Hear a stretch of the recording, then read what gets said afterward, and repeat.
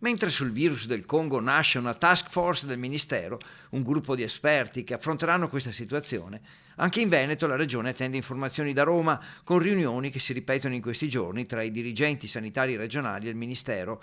Con una trentina di decessi su oltre 400 casi in Congo, il picco potrebbe esserci già stato a novembre. Però voi sapete che, come tutte le informazioni che vengono da paesi più lontani e con un'organizzazione sia sanitaria che anche informativa molto meno strutturata della nostra, vanno prese con le pinze, perché non tutti i territori sono indagati, non si sa fin che punto, fin dove. L'Italia ha il vantaggio di avere laboratori che immediatamente valutano e analizzano gli agenti e le malattie, e questo è un grande vantaggio. Ecco, lì non è così immediato, quindi